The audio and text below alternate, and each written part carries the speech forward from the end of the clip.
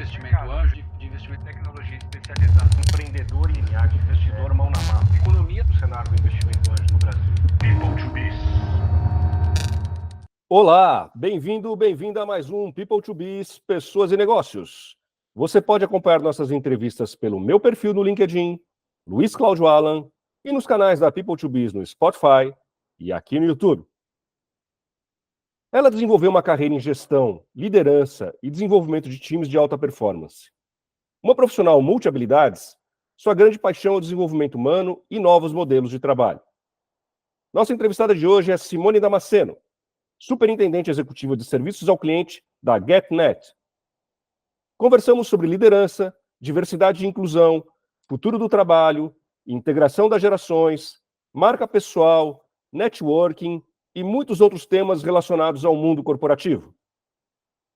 Para atrair os profissionais ao escritório da GetNet no pós-pandemia, Simone criou o Segundou, um programa que abre a semana com atividades lúdicas, um grande encontro para comemorar a segunda com jogos e brincadeiras.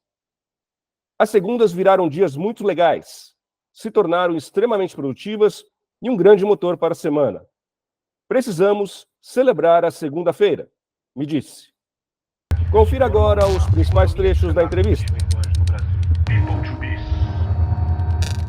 Eu queria que você fizesse um pitch a seu respeito, no teu tempo, nos contando aí sobre a tua experiência e sobre a sua trajetória. Onde você trabalhou, o que você desenvolveu, o que você realizou. Quero conhecer, primeiramente, sobre a tua jornada. Show. Obrigada. Eu que te agradeço pela oportunidade.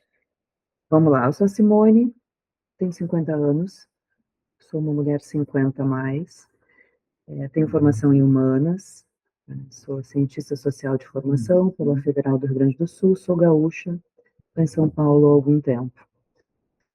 Em termos de carreira, eu tenho ciclos longos, então tive 3 incursões, trabalhei bastante tempo no Hospital de Clínicas, então digamos que a primeira grande fase da minha carreira foi em supply, como compradora. Depois disso eu tive um tempo na GVT, na Global Village Telecom em Curitiba, ainda como compradora, e mais recentemente, nem tão mais recentemente, já estou no 14º ano, eu vim para a GetNet, iniciei a minha jornada na GetNet ainda em Porto Alegre, é uma empresa com origem no Rio Grande do Sul, a gente diz que é o primeiro unicórnio brasileiro, então uma empresa que nasceu no Rio Grande do Sul, com inovação, com tecnologia, mas uma empresa do ramo de adquirência. Nessa jornada de 3 grandes casas, eu fui moldando minha carreira para chegar no que eu digo que eu sou uma executiva de serviço com foco em pessoas, né? Mas eu fui fazendo uma amplitude de atuação e hoje eu me considero uma grande generalista em serviços, atendimento e desenvolvimento humano. Um pouco disso foi sendo feito par e passo com a formação, então, por isso MBA em marketing, para pegar um pouco da administração, tenho um pós-MBA em negociação, mas eminentemente de lá para cá, eu vou buscando conhecimentos, desconhecimentos e reconhecimentos. Então, eu busco coisas complementares que vão desde cursos técnicos como Six Sigma, por exemplo, até cursos um pouco mais amplos, como uma programação neurolinguística, que eu também fiz formação. Então, para mim, quando tu fala de um espectro de carreira, de liderança, é uma composição de várias coisas que não tem uma forma, né? Tu tem que ir observando o que o mercado está apresentando, o que o tempo, no efeito das empresas, vem trazendo, e eminentemente como tu consegue se posicionar de forma adequada para conseguir dar conta das VUCAs do mundo que tem aí, da diversidade, das gerações, de todo o ecossistema que nos envolve. Então, a formação da carreira foi junto com o conhecimento e a gente vai sobrepondo, né, quaisquer necessidades. Que diagnóstico você faz do líder atual? A gente está num momento de transição do perfil de liderança, a pandemia trouxe algum impacto em relação a isso? O que você pode nos comentar sobre a interlocução entre as gerações, entre a geração dos líderes que estão hoje aí nas cadeiras de CEOs e a geração Z, enfim, Traz um pouco, assim, muito à vontade a tua visão hoje sobre essa temática do líder da atualidade e do futuro. Liderar é um lugar muito intenso, né? E eu acho que as pessoas romantizam muito isso. Então, vários eventos grandes e a própria aceleração da sociedade, a gente está indo aí para o momento que a gente vai ter 4 gerações distintas à mesma mesa numa discussão de trabalho. Então, a gente começa a ter que buscar olhares cada vez mais amplos. A mentoria não é sobre destino nem sobre o caminho, é sobre a companhia. Então, qualquer processo que tu se proponha de escuta ativa e de troca, tu acaba retroalimentando também. As questões de acolhimento, entendimento, escuta, diversidade, elas estão cada vez mais presentes. Os modelos de trabalho vêm mudando, então a gente vai para um home office durante a pandemia e a gente passa a achar que esse é o grande caminho. Então eu acho que assim, a elasticidade para o líder é o que mais vai fazer diferença. O grande caminho do meu ponto de vista é como que a gente vai buscar da melhor forma a complementariedade, porque cada realidade traz uma fortaleza e um valor, e elas são complementares. Então, isso serve quando a gente fala de gerações, quando a gente fala de origens, quando a gente fala de formação, de background cultural. Então, o líder, muito mais do que técnico, estratégico, ele vai ter que ter uma grande camada de gente, mas de gente ampliada, com essas pautas de fato valoradas. Né? A gente tem que sair da fala dessas pautas e trazer de fato isso como um valor e um item de trabalho diário. E como é que você percebe as organizações hoje dentro desse contexto que você está nos trazendo? As organizações estão evoluindo nessa direção de olhar para temas como diversidade e inclusão. Bom, enfim, depois da pandemia, uma série de questões surgiram ou se intensificaram, como o termo burnout, que talvez a gente não ouvisse com tanta recorrência como a gente tem ouvido nos últimos tempos. Você acredita que as organizações estão mais atentas e mais sensíveis a essas transformações, ou é algo ainda muito embrionário? Eu acho que estamos mais atentos, mas ainda muito longe de onde devemos estar. E aí o grande tema é, a gente tem, né, se percebe gaps em todos os sentidos, então a sociedade tem uma caminhada, mas a gente vai ter que ficar atento porque isso passa pelo nosso consumidor, isso passa pelo nosso fornecedor, isso passa eminentemente pela nossa força de trabalho, né? Então, quando a gente fala do principal ativo, que são as pessoas, a gente vai ter que estar atento a isso. Claramente se percebe que quão mais diverso, que quão mais feliz, que quão mais no lugar certo a pessoa certa estiver, para todo o ecossistema é muito melhor. Então, te respondendo de forma objetiva, eu acho que estamos num momento melhor do que já estivemos, mas alguns setores ainda têm muito a caminhar e ainda que a gente esteja caminhando, é uma longa jornada. Você, particularmente, é uma mulher numa cadeira, numa posição C-level. Em relação à liderança feminina, à diversidade, olhando para a questão da inclusão da mulher, você percebe também uma evolução? Qual que é a tua percepção a respeito desse tema? Percebo que sim, mas de novo, assim, quando a gente vai para qualquer um desses recortes, vamos usar essa expressão, a gente ainda tem muito a ganhar. Então, eu sou de uma geração, eu tenho 50 anos, sou de uma geração que viveu uma outra jornada para chegar aonde eu cheguei. E tu percebe que executivas mais jovens ou dentro das tuas equipes têm outros olhares agora. Então, de novo, assim, quando a gente mistura gerações, histórias e origens, as coisas tendem a se acelerar. E cada um tem que fazer o seu papel. Então, cada um na sua agenda, tendo um olhar verdadeiro, não protocolar. E atento, a gente vai indo. Então, pesquisa salarial, equidade na hora de buscar esses colaboradores, programas de desenvolvimento interno, programas de mentoria para aceleração. E aí a gente fala aqui não só da questão de gênero, mas das outras questões de inclusão, né? Quando a gente passa pelos outros pilares. Então, a gente pode falar de raça, das questões de portadores de deficiência, a própria orientação, e também a questão das gerações. Então, a gente passa por várias pautas que são complementares e são importantes se a gente quiser realmente entregar empresas e colaborar para uma sociedade melhor.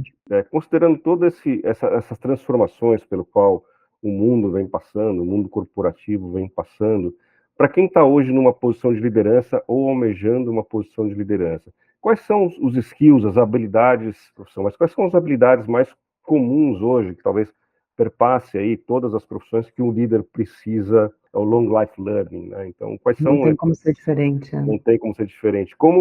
Quais são as habilidades que hoje precisam ser mais desenvolvidas considerando esse novo mundo corporativo que a gente está comentando? Eventualmente, quando está numa posição de liderança, tu esquece do mais importante, que é seguir se autoconhecendo. Então, tu tem que fazer isso para conseguir estar aberto, para estar ampliado e entender o meio, e entender as pessoas e saber como que tu aporta em cada momento como liderança um ponto de desenvolvimento, como tu equaciona um ambiente que tenha olhares distintos, como que tu busca uma ambidestria, que agora se fala muito, né? Para que isso te traga um ambiente de desenvolvimento, um ambiente de confiança, e aí te traga em paralelo um ambiente de busca por inovação. E, de novo, aqui a inovação não é necessariamente a tecnologia, como a gente comumente fala, né? É inovação de pensamento, é inovação da forma, é qualquer inovação. Então, vai passar por se autoconhecer e ter um elemento de atualização constante, que é isso. Tu tem que estar sempre estudando alguma coisa, ou revisitando a forma como que tu via. As tecnicidades, a estratégia vão continuar sendo importantes, mas a gente vai empilhando coisas, e essas coisas elas vão passar muito mais por reconhecer esse ambiente, perceber as necessidades, as mudanças e perceber o teu público. Isso passa não só por uma liderança em relação à tua equipe, mas principalmente em cada segmento que tu atuares, para tu entender que cliente é esse, né?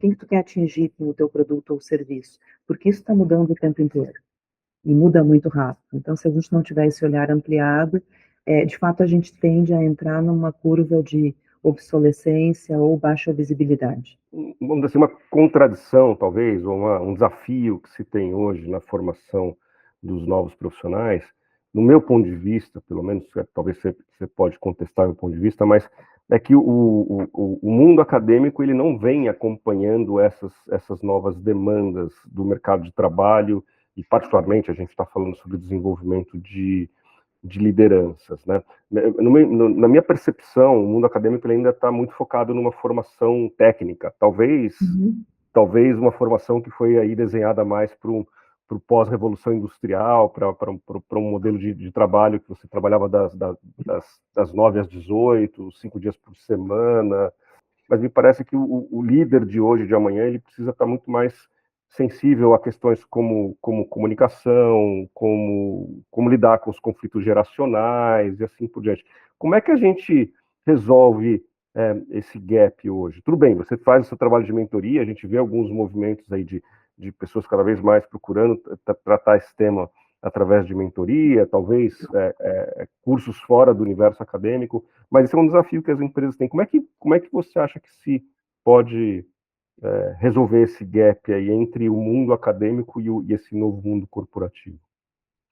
A gente tem percebido isso, e inclusive nas minhas vivências, quando se fala em formação ou em ciclos, quando está desenvolvendo talentos internos, se coloca muito essa camada, né? Essa camada agente, essa camada não mais tão técnica e muito mais vivencial. E por isso também que se valoriza, e eu valorizo muito, diversidade de formações. Eu acho que a gente tem que sair do estándar, né?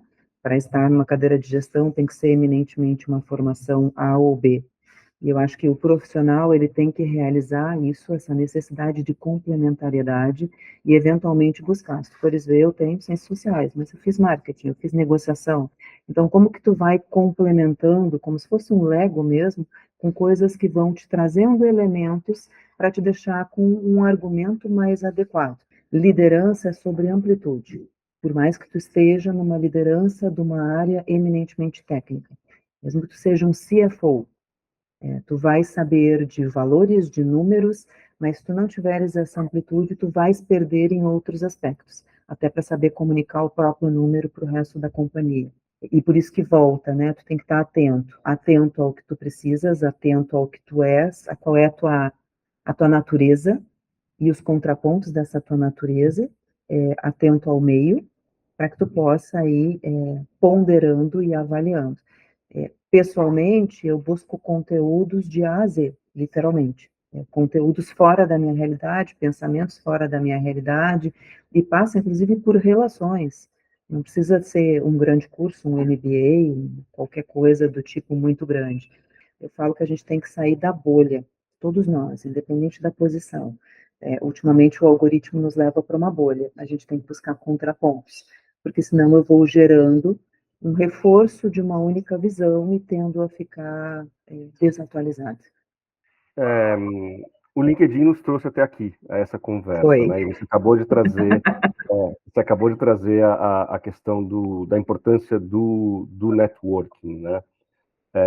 Eu trabalho muito dentro do universo de marketing pessoal e da marca pessoal.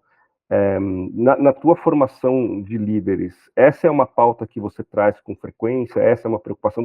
Você vê hoje... Porque o líder, né, seja ele um executivo que está numa posição de liderança, ou um empreendedor, um empresário, ele está sempre numa posição muito solitária, né? Ele está sempre ali dentro da sala dele, hoje em dia dentro do quarto, né? E evidentemente que o LinkedIn tem, né? E as redes sociais têm esse papel hoje, né? Esse protagonismo na construção do networking. Você percebe essa preocupação mais latente no C-Levels, na questão, nesse universo do networking e da construção da marca pessoal, para construir um bom networking? Eu entendo que é um tema relevante e talvez eu tenha amadurecido e determinado isso como relevante há menos tempo do que eu deveria tê-lo feito, mas não é uma realidade disseminada ainda. Eu acho que as pessoas ainda não entenderam a importância disso como um tema complementar, como um canal de idas e vindas de conteúdos e de estímulo, né? Então, acho que a gente ainda tem espaço para crescer, né, nesse aspecto. Claro que tu tem que separar o bom conteúdo, a utilização correta do canal correto, então também a gente tem que dissociar isso um pouco, né?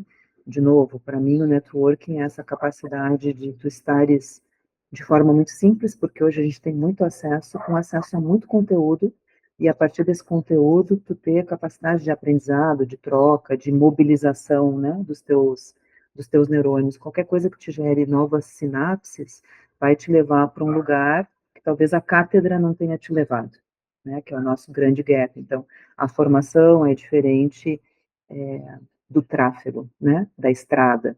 E quanto mais tu conversares com pessoas com pontos de vista ou vivências diferentes, mais tu tá te acelerando. É como se tu tivesse a capacidade de modelar isso, né, e ao modelar, tu já parte do ponto que essa pessoa já vivenciou. Então, acho que a gente tem muita riqueza nisso, mas não necessariamente as pessoas realizaram isso ainda. Eu trago muito essa questão da marca pessoal, olhando principalmente para o futuro do trabalho, né? Você e eu somos de uma geração que ficavam e ficam, quer dizer, na verdade eu empreendo há mais de 20 anos, então eu estou no mesmo lugar há mais de 20 anos porque é a minha empresa, né? Mas você teve uma vivência aí ao longo de uma carreira de quase 30 anos, está fazendo 30 anos, você passou por 3 empresas, né? Essa era mais a cultura com que a gente foi formado, né, e preparado, que é você ostentar um único crachá ou poucos crachás ao longo da tua carreira. Mas a gente vê agora a tendência da Open Talent Economy, a gente vê uma geração que é cada vez menos fiel aos crachás, né, e cada vez mais, talvez, disposta a trabalhar em novos modelos, no Anywhere Office, no Home Office, né, e a gente vê aí uma aceleração da chamada Open Talent Economy, né?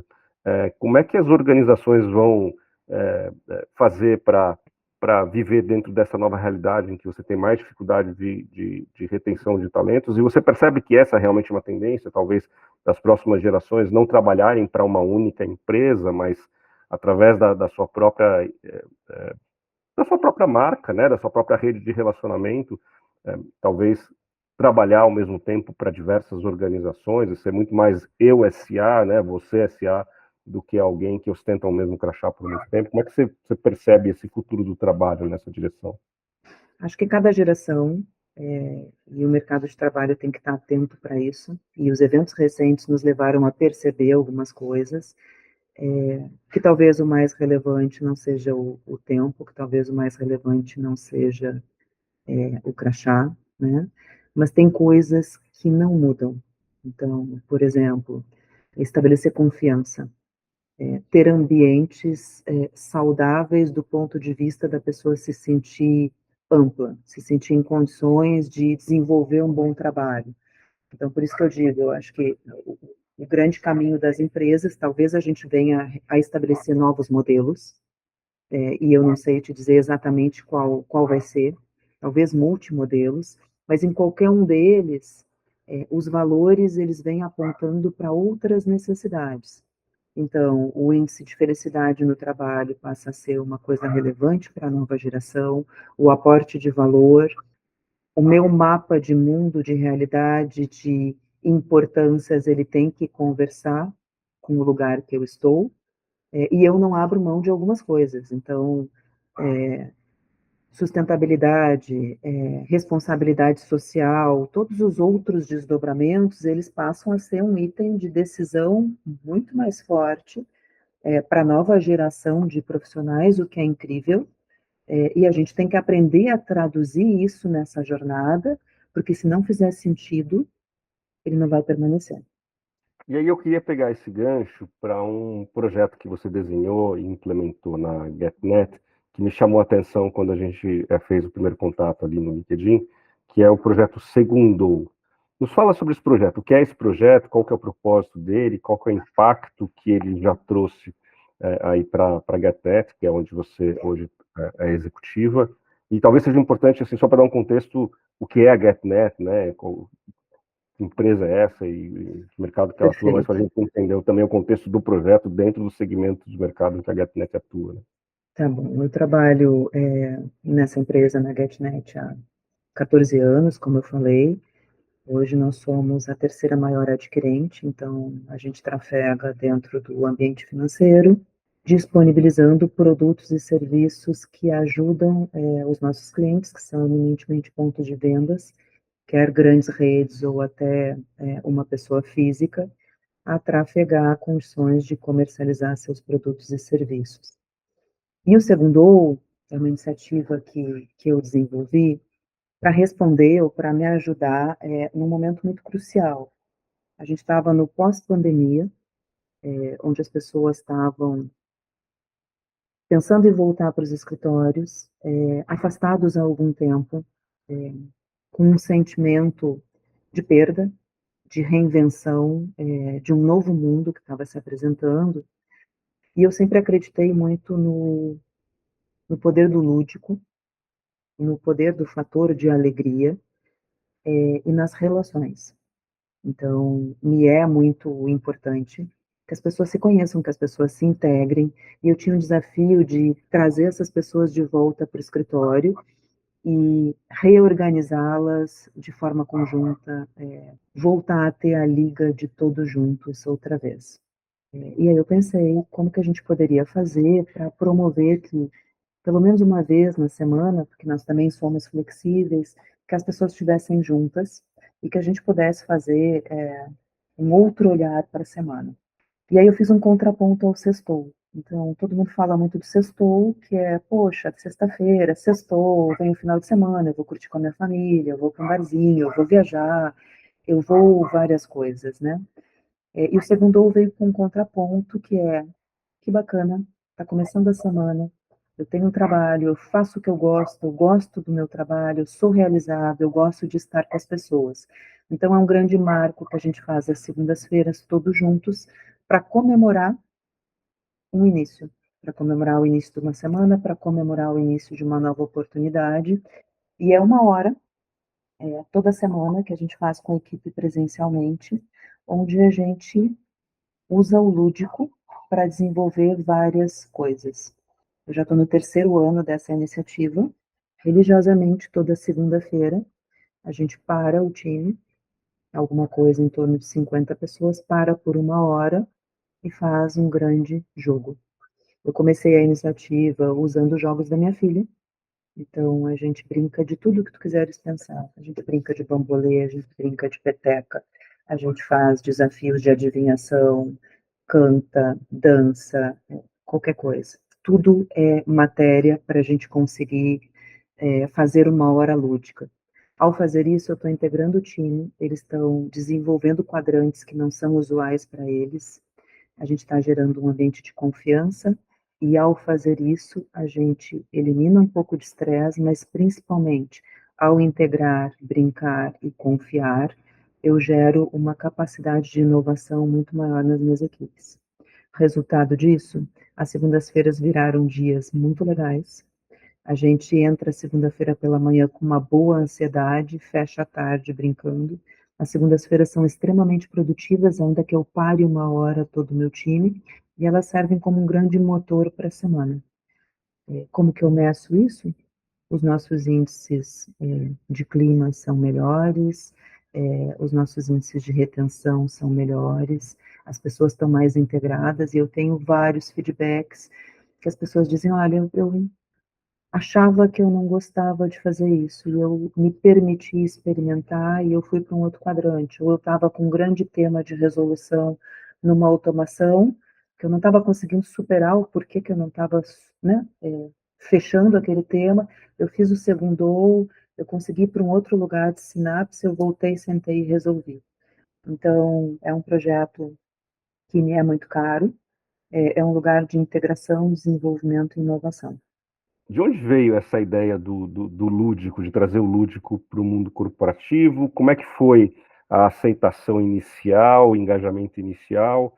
E você falou em impacto em inovação e tal, mas você tem algum tipo de KPI, alguma métrica de que impacto que ele vem gerando ali na ponta, na prática? Ele nasceu de uma crença minha. O lúdico me é muito caro, né? Porque eu acredito no índice de alegria, no índice de felicidade. Então, assim, ele veio de uma forma empírica, de uma crença minha.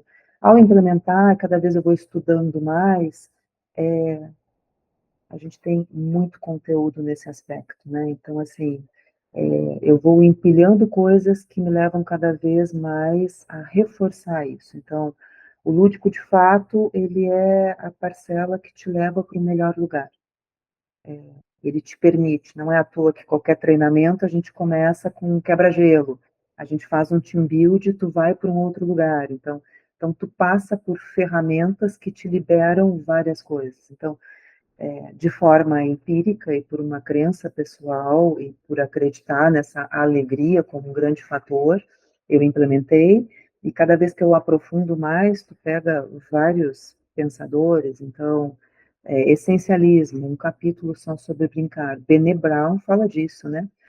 Tu fala de fragilidade, tu fala de quem faz bem, tu aprende a lidar com o erro, tu vai criando cada vez mais individualmente, em grupo, uma plasticidade para errar. A inovação é isso, é aprender a fazer em pequenas coisas, e se tu errares, tu corrigires rápido. Então, é quase que um laboratório.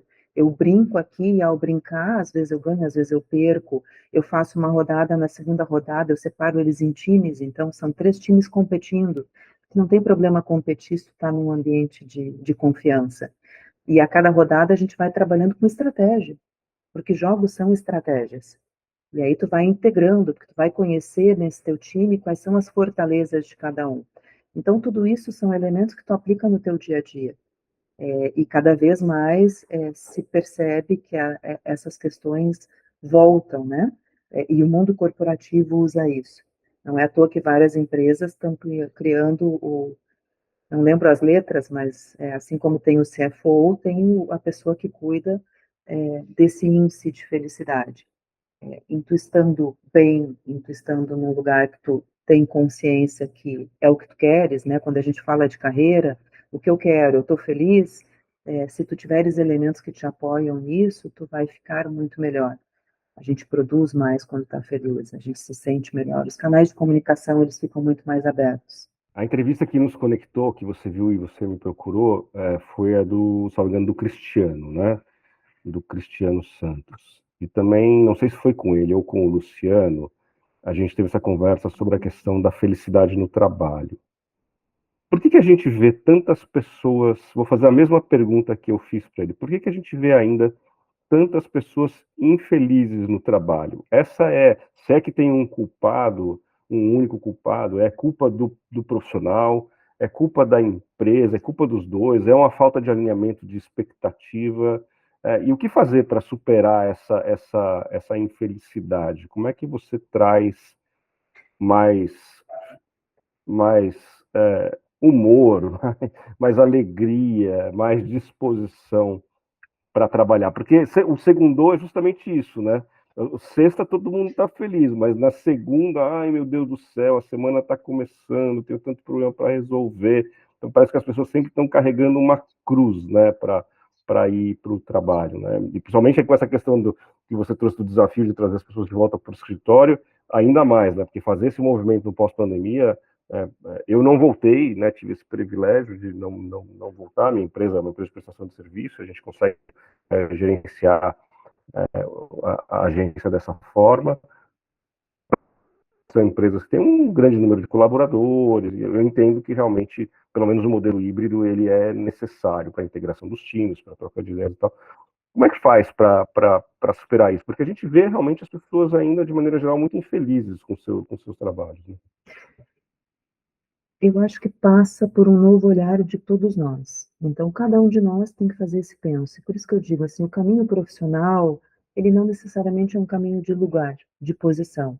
É um caminho de consciência de onde tu estás, se aquilo faz sentido para ti, e como que tu trabalha enquanto indivíduo para retroalimentar essa situação. Eu digo, não importa a função ou o cargo, importa o quanto tu estás realizado com aquilo e o quanto que tu busca atualizações para estar adequado, né? Porque assim, o modelo que era anterior não é mais, então, ainda para ser a mesma coisa, tu vais precisar de te atualizar o tempo inteiro. Então, né, na própria entrevista que tu citaste, né, mas por que tu não, é remuneração, é escuta, é visibilidade? Eu acho que as pessoas têm que fazer essas ponderações, né? Nem todos os profissionais conseguem fazer isso, justamente porque tu tem ambientes de mais confiança, ambientes de menos confiança, profissionais mais maduros, menos maduros, e aqui não é uma questão de faixa etária, mas sim de quanto que tu já evoluiu nessa tua jornada individual. Aí entra, sim, a responsabilidade das empresas e dos líderes. Primeiro, as coisas têm que ser claras, eu sempre digo, combinado não é caro. Então, passa por uma boa captação, por uma boa explanação, por de fato fazer contratos adequados. E fazer o contrato adequado não é tudo, porque é uma questão de jornada. Então, tu tem que estabelecer ambientes de confiança, conversas relevantes, né? Conversas de carreira que vão passar por não necessariamente um crescimento, mas por uma amplitude nessa carreira, estimular esses profissionais e eventualmente ajudá-los a realizar o que está faltando, quais são os gaps e como que a gente pode buscar isso. No fim do dia, todo mundo quer ser feliz, e no fim do dia todo mundo vai precisar trabalhar. Então a gente tem que ter essa consciência e buscar esse meio termo, né? Eventualmente tem uma parcela relevante de cada indivíduo, mas a empresa e principalmente os líderes são agentes relevantes nessa jornada de realização, de consciência, né? E claro que tem uma parcela que os ambientes têm que ser adequados, os benefícios, os canais, todo o ecossistema tem que ser adequado, né? Principalmente quando a gente fala de uma questão de gerações. Talvez quando a gente passe pelo olhar de gerações, os Ys e os Zs têm muito mais facilidade em realizar isso. Estou feliz, não estou feliz, o que eu quero e o que eu não quero. E tê-los nas equipes e ter equipes diversas também contrapõe isso e auxilia que a gente tenha essa aceleração nessa realização da equipe como um todo. Então, trabalhar pode ser divertido? Pode. Eu não tenho, sob hipótese alguma, síndrome do domingo à tarde. Eu tenho dias intensos? Claro que tenho. Mas eu faço o que eu gosto, trabalho com o que eu gosto e consigo desenvolver um ambiente de confiança, de interação com as pessoas e de troca. Então, qualquer interação é uma oportunidade e as pessoas têm que se sentir confortáveis o suficiente para se apoiarem, né? Se sentirem estimuladas, eventualmente pedirem ajuda, enfim. Para encerrar, dentro de toda essa tua visão, teu conhecimento que você vem desenvolvendo, o projeto Segundou,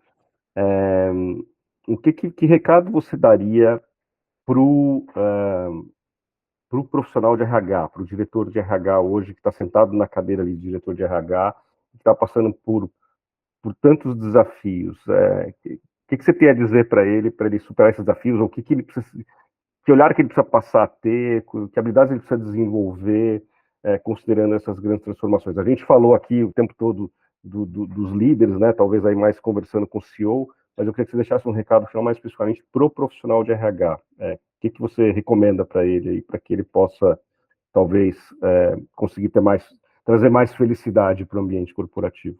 Eu acho que a gente tem que ter métricas relevantes, então passa por tu teres visibilidade dentro da tua companhia de quais são os níveis. Então a gente tem que ter acompanhamentos, tem que ter pesquisas, tem que ter esses debates, tem que instrumentalizar todos os níveis de liderança, tem que ter espaços de conversa, principalmente ferramentas de desenvolvimento.